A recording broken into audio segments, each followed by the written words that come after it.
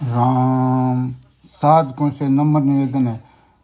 यज्ञ दान तप कर्म ने त्याज्य कर्मेव तत्। श्रीमद् भगवत गीता में भगवान श्री कृष्ण के ये वचन अत्यंत महत्वपूर्ण है। यज्ञ दान और तप रूप कर्म किसी भी स्थिति में त्यागने के योग्य नहीं है, अपितु कर्तव्य रूप में इन्हें अवश्य करना चाहिए। शास्त्रों में तप के अंतर्गत व्रतों की महिमा बताई गई है। सामान्यतः व्रतों में सर्वोपरि एकादशी व्रत कहा गया है। जैसे नदियों में गंगा, प्रकाशक तत्वों में सूर्य, देवताओं में भगवान विष्णु की प्रधानता है, वैसे ही व्रतों में एकादशी व्रत की प्रधानता है। एकादशी व्रत के करने से सभी रोग दोष शांत होकर लंबी आयु, सुख, शांति और समृद्धि की प्राप्ति तो होती ही है, साथ ही मनुष्य जीवन का मुख्य उद्देश्य भगवान प्राप्ति भी होती है।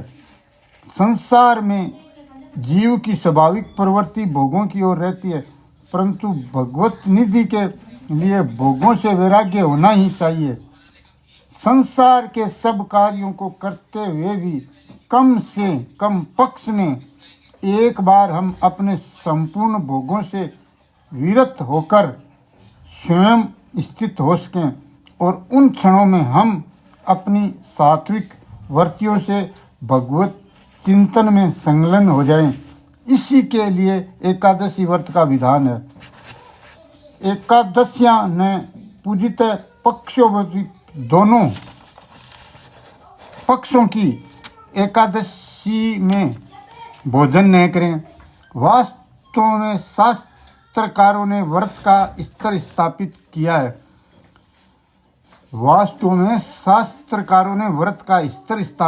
है। अपनी श्रद्धा और भक्ति के अनुसार जो संभव हो करना ही चाहिए। निर्जल व्रत, उपवास व्रत, केवल एक बार अन्न रहित दूध आदि पेय पदार्थों का ग्रहण। नक्त व्रत, दिन भर उपवास रखकर रात्रि में फलाहार करना।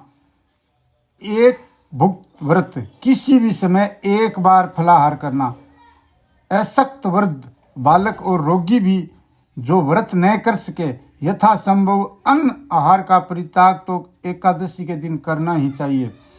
एकादशी देवी का प्रादुर्भाव मार्गशीर्ष मास के कृष्ण पक्ष में हुआ है।